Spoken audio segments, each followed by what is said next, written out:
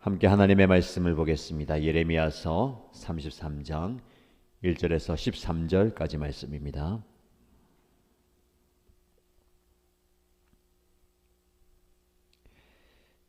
오늘 저와 여러분들 함께 묵상할 말씀은 예레미야서 33장 1절에서 13절까지 말씀입니다. 함께 읽겠습니다.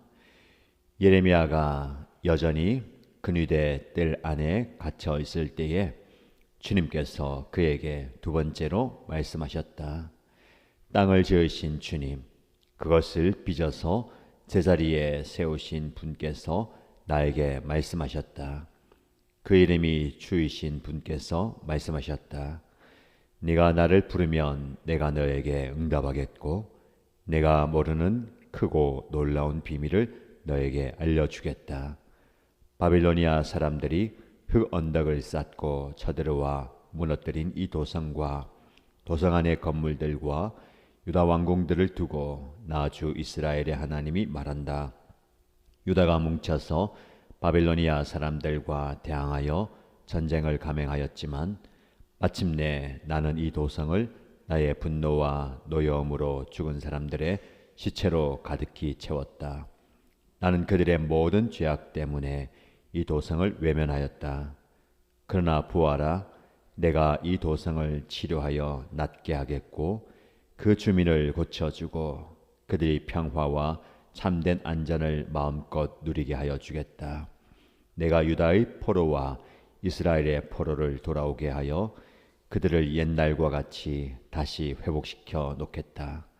나는 그들이 나에게 지은 모든 죄악에서 그들 깨끗이 씻어주고 그들이 나를 거역하여 저지른 그 모든 죄를 용서하여 주겠다. 그러면 세상 만민이 내가 예루살렘에서 베푼 모든 복된 일들을 듣게 될 것이며 예루살렘은 나에게 기쁨과 찬양과 영광을 돌리는 이름이 될 것이다. 그리고 내가 이 도성에 베풀어 준 모든 복된 일과 평화를 듣고 온 세계가 놀라며 떨 것이다. 나 주가 말한다. 너희들은 이곳이 황폐하여 사람도 없고 짐승도 없다고 말하지만 지금 황무지로 변하여 사람도 없고 주민도 없고 짐승도 없는 유다의 성읍들과 예루살렘의 거리에 또다시 환호하며 기뻐하는 소리와 신랑 신부가 즐거워하는 소리와 감사의 찬양 소리가 들릴 것이다. 주의 성전에서 감사의 제물을 바치는 사람들이 이렇게 찬양할 것이다. 너희는 만군의 주님께 감사하여라. 진실로 주님은 선하시며 진실로 그의 인자하심 영원히 변함이 없다. 내가 이 땅의 포로들을 돌아오게 하여 다시 옛날과 같이 회복시켜 놓겠다. 나 주의 말이다. 나 만군의 주가 말한다. 지금은 황폐하여 사람도 없고 짐승까지 없는 이곳과 이 땅의 모든 성읍에 다시 양떼를 뉘어 쉬게 할 목자들의 초장이 생겨날 것이다. 산간 지역의 성읍들과 평지의 성읍들과 남쪽의 성읍들과 베냐민 땅과 예루살렘의 사방과 유다의 성읍들에서 목자들이 그들이 치는 양을 셀 것이다. 나 주의 말이다. 아멘. 하나님께서 오늘 우리에게 새날을 주시고 말씀을 허락하십니다. 이 말씀이 저와 여러분들을 살리고 붙드는 은혜의 말씀, 능력의 말씀이 되기를 주님의 이름으로 축복합니다. 오늘 본문의 말씀에 예레미야가 여전히 근위대 뜰 안에 갇혀 있을 때에 라고 말씀을 시작합니다. 33장 말씀은 은혜의 말씀이고 회복의 말씀이고 위로와 능력의 말씀입니다. 그러나 현실은 예레미야가 감옥에 갇혀 있는 때입니다. 여전히 갇혀 있다라는 거예요. 이 말씀을 통해서 지금 이스라엘 저와 여러분의 영적 상태를 볼 수가 있습니다. 지금 이스라엘의 상태가 어떻습니까? 예루살렘 성이 바빌로니아 군대에 포위되어 있습니다. 그 안에 사람들은 나가지도 들어오지도 꼼짝없이 굶주리고 있습니다. 그 백성들을 책임져야 할 왕과 고관들은 어찌할 바를 전혀 모른 채 갈팡질팡하고 있습니다. 지금 어쩌면 이런 모습인지 모르겠습니다. 나름대로 각자 열심히 살아가는 것 같지만 무엇을 해야 할지, 어디로 가야 할지 지도자나 백성들이나 갈팡질팡하는 모습이 그들의 모습이면서 오늘 저와 여러분들의 현실인지도 모릅니다. 그러나 더 안타까운 것은 영적 상태입니다. 하나님의 말씀의 통로인 예레미야가 여전히 감옥에 갇혀 있습니다. 이들은 하나님의 예언의 말씀을 귀담아 듣지 않습니다. 하나님의 말씀보다는 괜찮다, 괜찮아질 것이다 라는 거짓 선지자들의 이야기에 귀를 기울이고 하나님의 말씀을 전하는 예레미야를 감옥에 가둬버립니다.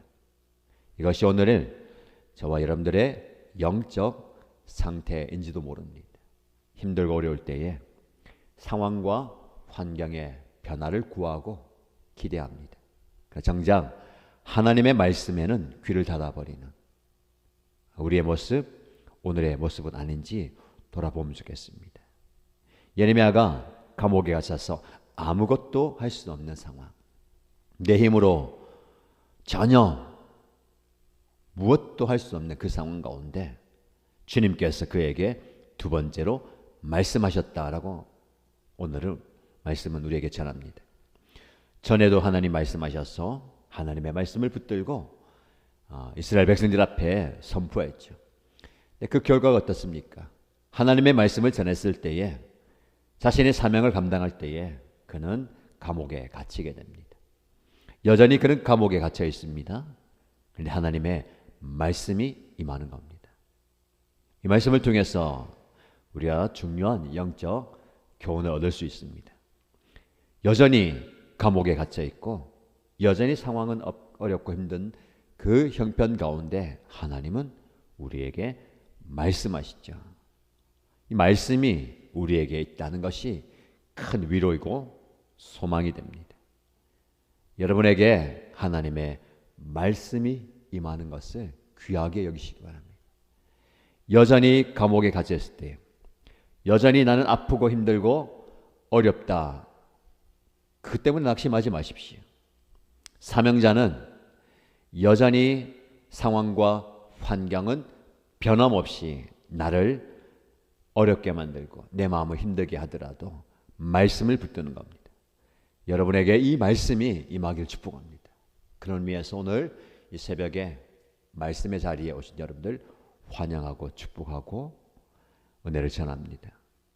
말씀을 전하는 저의 입장에서는요, 말씀을 전할 때에 모든 일신가족들이 다 들었으면 좋겠어요.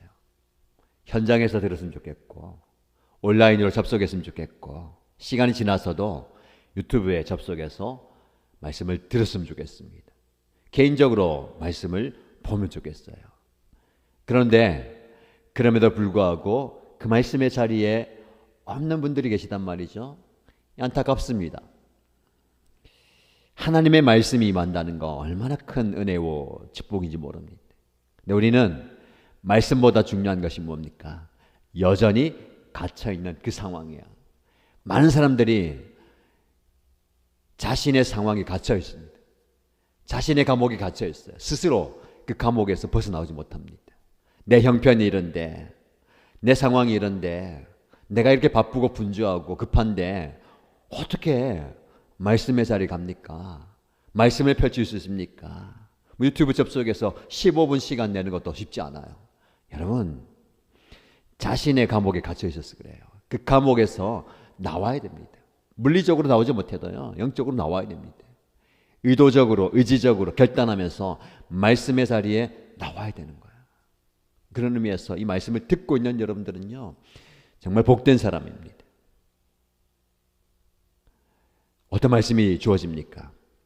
2절 말씀에 땅을 지으신 주님, 그것을 빚어서 제자리에 세우신 분께서 나에게 말씀하셨다. 하나님이 말씀하셨다는 거야. 그래서 성경을 보면 그 하나님이 누구인가를 계속해서 말씀하십니다.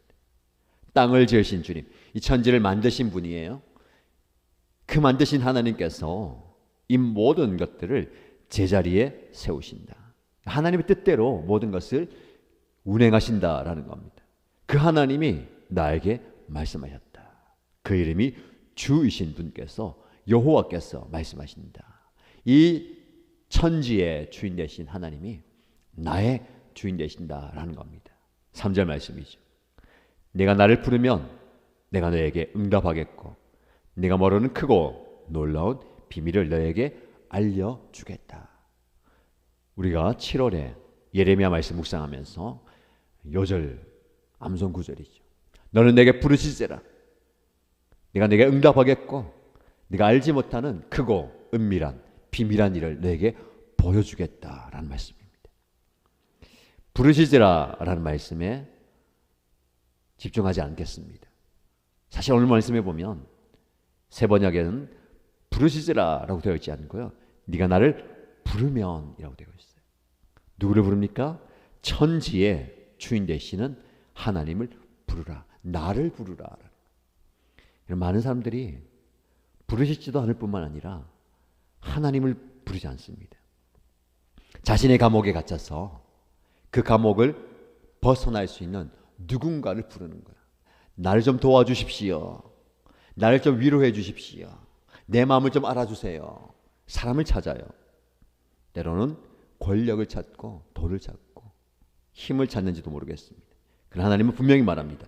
너가 나를 부르면, 하나님을 부르면 내가 너에게 응답하겠다.